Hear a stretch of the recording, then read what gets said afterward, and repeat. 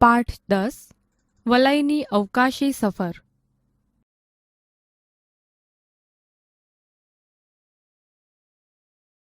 લેખક પરિચય. બાળ દોસ્તો, વલાઈની અવકાશી સફર એ સુંદર મજાની વિજ્ઞાન કથા છે. તેના લેખક છે શ્રી કિશોર કનૈયાલાલ અંધારિયા. તેમનો જન્મ ભાવનગરમાં થયો હતો. તેમણે હિમખંડ નવલકથા, મંગળ અમંગળ લઘુ નવલ અને વલયની અવકાશી સફર નામે વિજ્ઞાન કથાના પુસ્તકો લખ્યા છે. વલયની અવકાશી સફરને ગુજરાત સાહિત્ય અકાદમીનું પ્રથમ પારિતોષિક મળેલ છે.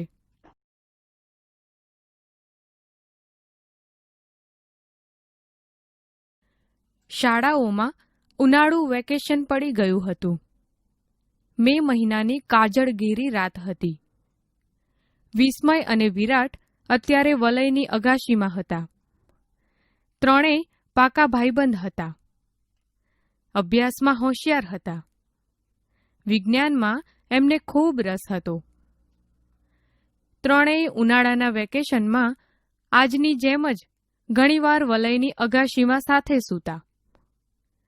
રાતના લગભગ 12:30 થયા હતા. વલયને ઊંઘ આવતી હતી, પણ પેલા બંનેને નહોતી આવતી. તેઓ પથારીમાં પડ્યા વાતો કરી રહ્યા હતા. ત્યાં જ વિસ્મયનું ધ્યાન આકાશમાં પ્રકાશિત એક લાલ ટપકા તરફ ગયું, જે નીચેની તરફ આવી રહ્યું હતું. તેણે બંનેને હાથથી ઇશારો કરી ત્યાં જોવા કહ્યું. વલય બોલી ઉઠ્યો, અરે, આ વગર દિવાળીએ રોકેટ કોણે ફોડ્યું વળી?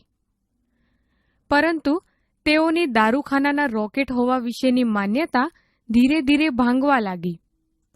ટપકું મોટું થવા લાગ્યું. જેમ જેમ નજીક આવતું ગયું એમ તેનો રાતા રંગનો પ્રકાશ પણ વધુ લાગવા માંડ્યો. એની આસપાસનો આકાશનો વિસ્તાર ઝળહળી ઉઠ્યો. આ ચમકતો પદાર્થ જમીનથી નજીક પહોંચી ગયો. વલયના ઘરની પાછળના ભાગે મોટું મેદાન હતું, જ્યાં દિવસે તેઓ ક્રિકેટ રમતા. એ લાલ રંગધારી પ્રકાશિત આકાર ધીરે ધીરે આ મેદાન પર ઉતર્યો. જોવાનું એ હતું કે એનો કોઈ અવાજ નહોતો. રાત્રિની નીરવ શાંતિમાં આ વિચિત્ર ઘટના જોઈ તેઓ અચંબામાં પડી ગયા. એનો રાતો પ્રકાશ અગાશીમાં એમના સુધી પહોંચતો હતો. એક અજ્ઞાત ડરથી તેઓ ક્ષણવાર એકબીજા સાથે કંઈ બોલી ન શક્યા. આખરે વિરાટ ધીમા ભયભીત અવાજે બોલ્યો, આવું મોટું પ્રકાશિત ગોળા જેવું શું હશે? ને અત્યારે વળી અહીં?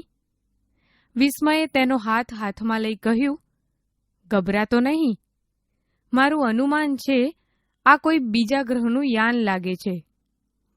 આપણા રોકેટ કે સ્પેસ શટલ જેવું, પરંતુ એથી કેટલાય ગણું વધુ આધુનિક. વલયે બીજો વિચાર આપ્યો, હું નીચે જઈ મારા મમ્મી પપ્પા અને કાકાને જગાડું. વિરાટે તેને અટકાવી કહ્યું, એવું તો ન જ કરાય, કારણ મોટાઓ આપણે માનીએ તેટલા નીડર નથી હોતા. બીજું, એ ડરના માર્યા આપણને પણ કંઈ કરતા અટકાવશે. એકબીજાના હાથ પકડી તેઓ અગાશી પરથી બહારના દાદરથી નીચે ઉતર્યા. ત્રણેયના મનમાં થોડો ભય હતો અને સાથે ઘણી બધી જિજ્ઞાસા પણ. ધીમા પણ મક્કમ પગલે એ આગળ ચાલ્યા. રાતા રંગથી જડાહળા આ રચના પાસે પહોંચ્યા ને ધ્યાનથી જોયું. તેનો આકાર લંબગોળ ઈંડા જેવો હતો. આસપાસ ન વર્ણવી શકાય તેવી વિચિત્ર વાસ આવતી હતી. એટલામાં કોઈ જોવા ન મળ્યું. તેથી તેઓએ એની ફરતે ચક્કર મારી નિરીક્ષણ કર્યું. ક્યાંય દરવાજો કે બારી જેવું નજરે નહોતું પડતું. જાણે એક અખંડ રચના. અચાનક ભર ઉનાળાની રાત્રિએ રૂમમાં એસી ફૂલ કરી નાખ્યું હોય એવી કડકડાતી ભરી ઠંડીનો અનુભવ થવા લાગ્યો. ને અંડાકાર યાનમાં કંઈ ફેરફાર થયો. કમળની પાંદડીઓની જેમ ચારેય દિશામાં ખુલી ગયું. હજુ એ કંઈક વિચારે તે પહેલા બીજી જ ક્ષણે એ કોઈપણ જાતના અવાજ વગર બંધ થઈ ગયું. નવાઈની વાત એ હતી, હવે તેઓ એની અંદર હતા. અંદર પણ રાતો પ્રકાશને આ ઠંડી. ત્રણેયનો ફફડાટ વધી ગયો. એક થડકારો અનુભવાયો. તેમણે એકબીજા સામે જોયું. મનોમન સમજી ગયા કે હવે આ યાને જમીન પરથી ઉચકાઈને પોતાનો પ્રવાસ ચાલુ કર્યો છે. પોતાનું ઘર, પોતાનું ગામ, પોતાનું રાજ્ય, દેશ, ખંડ અને પૃથ્વી સગડાથી તેઓ દૂર જઈ રહ્યા હતા. થોડો વાઇબ્રેશન સિવાય કશો અવાજ નહોતો. બહાર કંઈ જોઈ શકાય એવી વ્યવસ્થા નહોતી. હતી જાણે લાલ અંડાકાર જેલ. ત્રણેય એટલું તો સમજી ગયા હતા કે આ કોઈ પરગ્રહવાસીઓનું સ્વયં સંચાલિત યાન છે અને તેઓ હવે એમના કેદી છે. કોણ જાણે કેટલા કલાકો વીત્યા હશે અહીં પહોંચવામાં. કઈ આ જગ્યા હશે, કયો ગ્રહ ને કઈ દુનિયા હશે. પેલા યાનમાં કોઈ નહોતું એટલે કદાચ રિમોટ સંચાલિત હોય, પરંતુ હવે અહીં કોઈક જોવા મળવું જોઈએ ને. યાન દ્વારા તેઓ આ વિચિત્ર દુનિયામાં પહોંચી ગયા હતા. અહીં પણ આછા કે ઘેરા લાલ રંગનું સામ્રાજ્ય લાગતું હતું. ઠંડી પણ ખૂબ હતી. થોડીવાર પછી સામેના ષટકોણાકાર જેવા દરવાજામાંથી એક વિચિત્ર આકૃતિ અંદર પ્રવેશી. એ ત્રણેય પ્રથમ પૃથ્વીવાસી હતા જે અત્યારે પરગ્રહી જીવને જોઈ રહ્યા હતા. વિરાટને યાદ આવ્યું, આ જ ઈટી એટલે કે એક્સ્ટ્રા ટેરેસ્ટ્રીયલ. એનું શરીર રાખોડી રંગના રબરમાંથી બનેલું હોય તેવું નરમ પોચું લાગતું હતું. નાક કાન જેવી રચના કળાતી નહોતી. આંખો કપાળથી ઘણી નીચી, વિચિત્ર અને સંપૂર્ણ ગોળ હતી. પક્ષીની જેમ તેની ઉપર પાપણો નહોતી.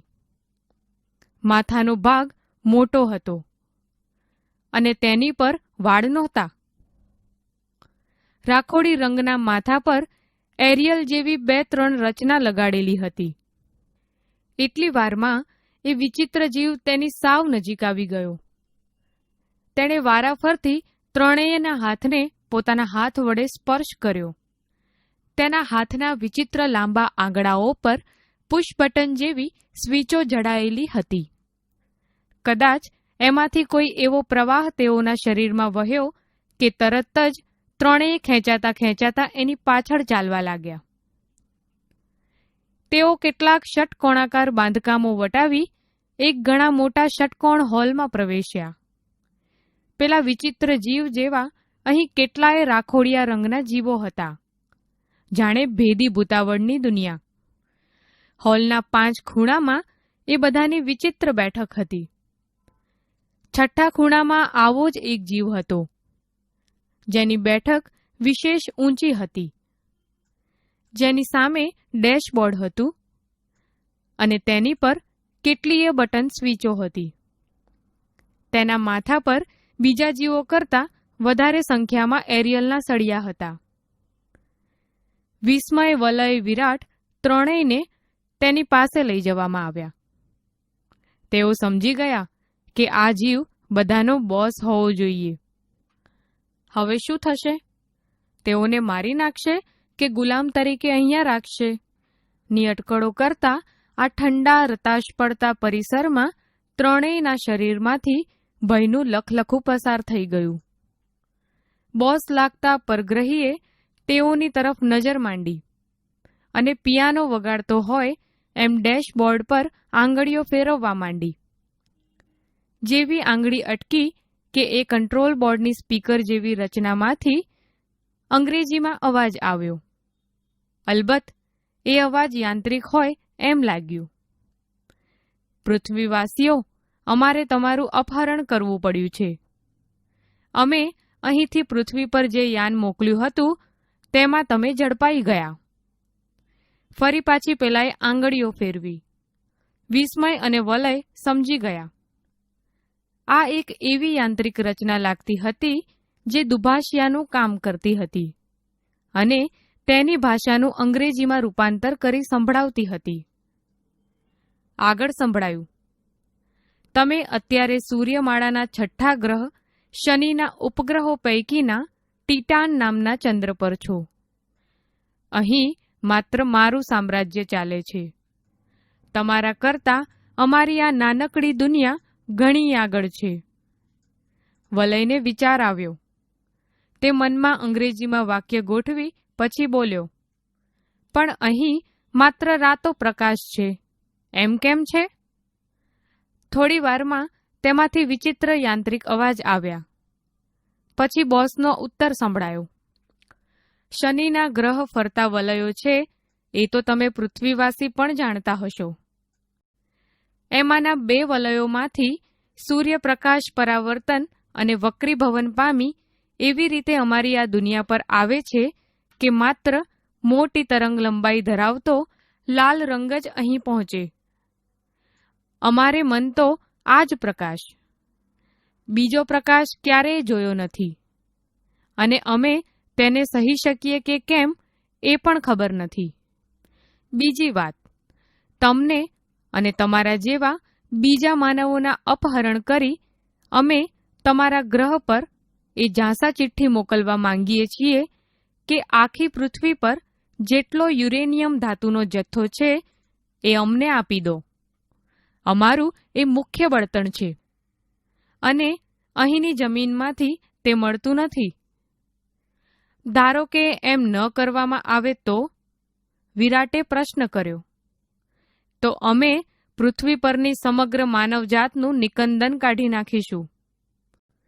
ત્રણેય ફફડી ઉઠ્યા. વલયે ઈશારો કરી વિસ્મય અને વિરાટને વધુ નજીક બોલાવ્યા ને પછી કાનમાં કહ્યું. બંનેને તેનો આઈડિયા ખૂબ ગમી ગયો.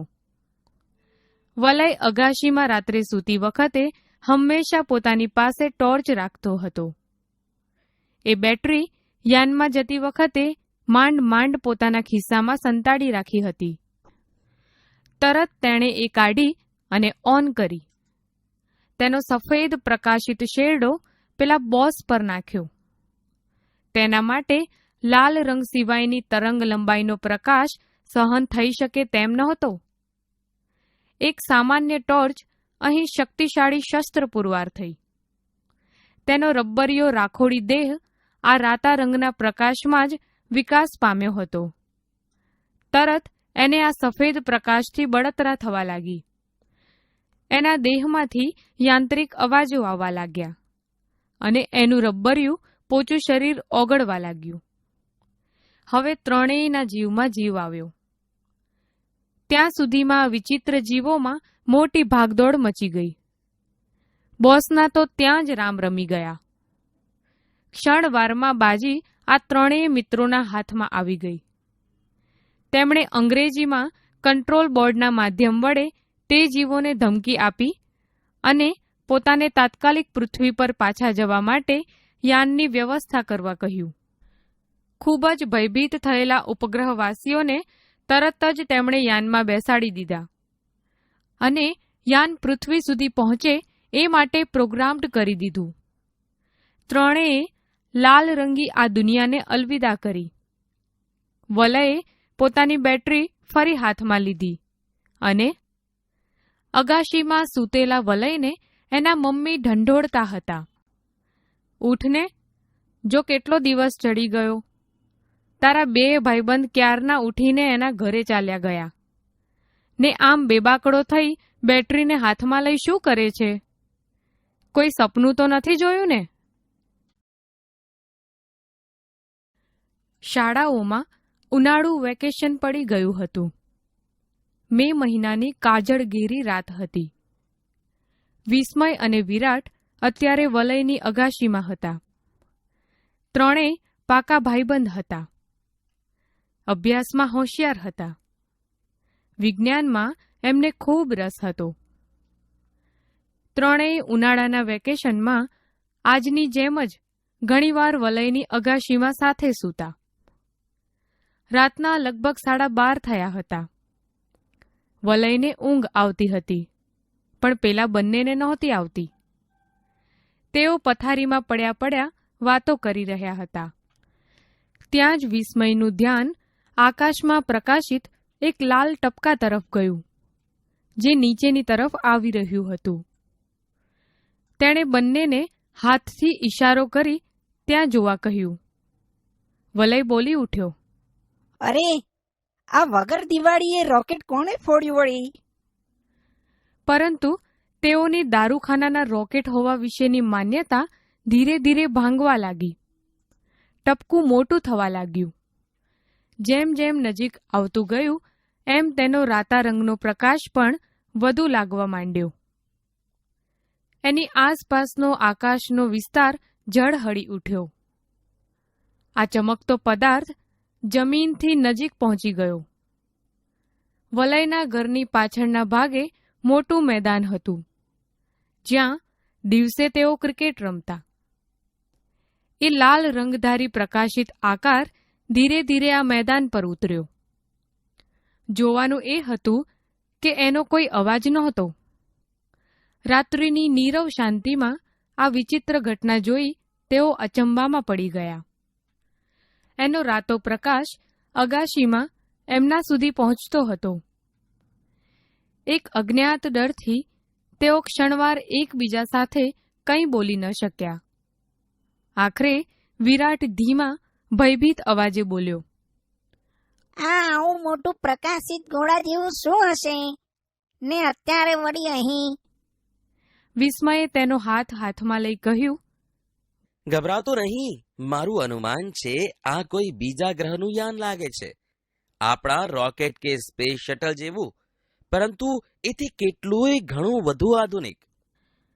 વલયે બીજો વિચાર આપ્યો. હું નીચે જઈ મારા મમ્મી પપ્પા અને કાકાને જગાડું? વિરાટે તેને અટકાવી કહ્યું, એવું તો ન જ કરાય, કારણ મોટાઓ આપણે માનીએ તેટલા નીડર નથી હોતા. બીજું એ ડરના માર્યા આપણને પણ કંઈ કરતા અટકાવશે. એકબીજાના હાથ પકડી તેઓ અગાશી પરથી બહારના દાદરથી નીચે ઉતર્યા. ત્રણેયના મનમાં થોડો ભય હતો અને સાથે ઘણી બધી જિજ્ઞાસા પણ.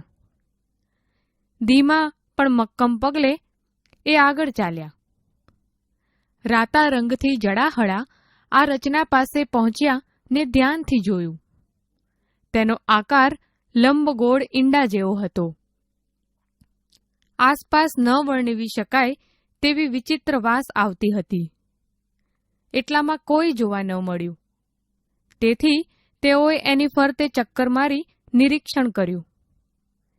ક્યાંય દરવાજો કે બારી જેવું નજરે નહોતું પડતું. જાણે એક અખંડ રચના. અચાનક ભર ઉનાળાની રાત્રિએ રૂમમાં એસી ફૂલ કરી નાખ્યું હોય એવી કડકડાતી ભરી ઠંડીનો અનુભવ થવા લાગ્યો. ને અંડાકાર યાનમાં કંઈ ફેરફાર થયો. કમળની પાંદડીઓની જેમ ચારેય દિશામાં ખુલી ગયું. હજુ એ કંઈક વિચારે તે પહેલા બીજે જ ક્ષણે એ કોઈપણ જાતના અવાજ વગર બંધ થઈ ગયું. નવાઈની વાત એ હતી, હવે તેઓ એની અંદર હતા. અંદર પણ રાતો પ્રકાશને આ ઠંડી. ત્રણેયનો ફફડાટ વધી ગયો. એક થડકારો અનુભવાયો. તેમણે એકબીજા સામે જોયું. મનોમન સમજી ગયા કે હવે આ યાને જમીન પરથી ઉચકાઈને પોતાનો પ્રવાસ ચાલુ કર્યો છે. પોતાનું ઘર, પોતાનું ગામ, પોતાનું રાજ્ય, દેશ, ખંડ અને પૃથ્વી સગડાથી તેઓ દૂર જઈ રહ્યા હતા. થોડો વાઇબ્રેશન સિવાય કશો અવાજ નહોતો. બહાર કંઈ જોઈ શકાય એવી વ્યવસ્થા નહોતી. હતી જાણે લાલ અંડાકાર જેલ. ત્રણેય એટલું તો સમજી ગયા હતા કે આ કોઈ પરગ્રહવાસીઓનું સ્વયં સંચાલિત યાન છે અને તેઓ હવે એમના કેદી છે. કોણ જાણે કેટલા કલાકો વીત્યા હશે અહીં પહોંચવામાં. કઈ આ જગ્યા હશે, કયો ગ્રહ ને કઈ દુનિયા હશે? પેલા યાનમાં કોઈ નહોતું, એટલે કદાચ રિમોટ સંચાલિત હોય. પરંતુ હવે અહીં કોઈક જોવા મળવું જોઈએ ને. યાન દ્વારા તેઓ આ વિચિત્ર દુનિયામાં પહોંચી ગયા હતા. અહીં પણ આછા કે ઘેરા લાલ રંગનું સામ્રાજ્ય લાગતું હતું. ઠંડી પણ ખૂબ હતી. થોડીવાર પછી સામેના ષટકોણાકાર જેવા દરવાજામાંથી એક વિચિત્ર આકૃતિ બહાર આવી. એ ત્રણેય પ્રથમ પૃથ્વીવાસી હતા, જે અત્યારે પરગ્રહી જીવને જોઈ રહ્યા હતા. વિરાટને યાદ આવ્યું, આ જ ઈટી એટલે કે એક્સ્ટ્રા ટેરેસ્ટ્રીયલ. એનું શરીર રાખોડી રંગના રબરમાંથી બનેલું હોય તેવું નરમ પોચું લાગતું હતું. નાક કાન જેવી રચના કળાતી નહોતી. આંખો કપાળથી ઘણી નીચી, વિચિત્ર અને સંપૂર્ણ ગોળ હતી. પક્ષીની જેમ તેની ઉપર પાપણો નહોતી. માથાનો ભાગ મોટો હતો અને તેની પર વાળ નહોતા. રાખોડી રંગના માથા પર એરિયલ જેવી 2-3 રચના લગાડેલી હતી. એટલી વારમાં એ વિચિત્ર જીવ તેઓની સાવ નજીક આવી ગયો. તેણે વારાફરતી ત્રણેયના હાથને પોતાના હાથ વડે સ્પર્શ કર્યો. તેના હાથના વિચિત્ર લાંબા આંગળાઓ પર પુશ બટન જેવી સ્વીચો જડાયેલી હતી. કદાચ એમાંથી કોઈ એવો પ્રવાહ તેઓના શરીરમાં વહ્યો કે તરત જ ત્રણેય ખેંચાતા ખેંચાતા એની પાછળ ચાલવા લાગ્યા. તેઓ કેટલાક ષટકોણાકાર બાંધકામો વટાવી એક ઘણા મોટા ષટકોણ હોલમાં પ્રવેશ્યા. પેલા વિચિત્ર જીવ જેવા અહીં કેટલાય રાખોડિયા રંગના જીવો હતા, જાણે ભેદી ભૂતાવળની દુનિયા. હોલના 5 ખૂણામાં એ બધાની વિચિત્ર બેઠક હતી. છઠ્ઠા ખૂણામાં આવો જ એક જીવ હતો, જેની બેઠક વિશેષ ઊંચી હતી, જેની સામે ડેશબોર્ડ હતું અને તેની પર કેટલીય બટન સ્વીચો હતી. તેના માથા પર બીજા જીવો કરતાં વધારે સંખ્યામાં એરિયલના સળિયા હતા. વિસ્મય, વલય, વિરાટ ત્રણેયને તેની પાસે લઈ જવામાં આવ્યા. તેઓ સમજી ગયા કે આ જીવ બધાનો બોસ હોવો જોઈએ. હવે શું થશે? તેઓને મારી નાખશે કે ગુલામ તરીકે અહીંયા રાખશે? ની અટકળો કરતા આ ઠંડા રતાશ પડતા પરિસરમાં ત્રણેયના શરીરમાંથી ભયનું લખલખું પસાર થઈ ગયું. બોસ લાગતા પરગ્રહીએ તેઓની તરફ નજર માંડી અને પિયાનો વગાડતો હોય એમ ડેશબોર્ડ પર આંગળીઓ ફેરવવા માંડી. જેવી આંગળી અટકી કે એ કંટ્રોલ બોર્ડની સ્પીકર જેવી રચનામાંથી અંગ્રેજીમાં અવાજ આવ્યો. અલબત્ત એ અવાજ યાંત્રિક હોય એમ લાગ્યું. પૃથ્વીવાસીઓ, અમારે તમારું અપહરણ કરવું પડ્યું છે. અમે અહીંથી પૃથ્વી પર જે યાન મોકલ્યું હતું તેમાં તમે ઝડપાઈ ગયા. ફરી પાછી પેલાએ આંગળીઓ ફેરવી. વિસ્મય અને વલય સમજી ગયા. આ એક એવી યાંત્રિક રચના લાગતી હતી જે દુભાષિયાનું કામ કરતી હતી અને તેની ભાષાનું અંગ્રેજીમાં રૂપાંતર કરી સંભળાવતી હતી. આગળ સંભળાયું. તમે અત્યારે સૂર્યમાળાના છઠ્ઠા ગ્રહ શનિના ઉપગ્રહો પૈકીના ટીટાન નામના ચંદ્ર પર છો. અહીં માત્ર મારું સામ્રાજ્ય ચાલે છે. તમારા કરતા અમારી આ નાનકડી દુનિયા ઘણી આગળ છે. વલયને વિચાર આવ્યો. તે મનમાં અંગ્રેજીમાં વાક્ય ગોઠવી પછી બોલ્યો. પણ અહીં માત્ર રાતો પ્રકાશ છે, એમ કેમ છે?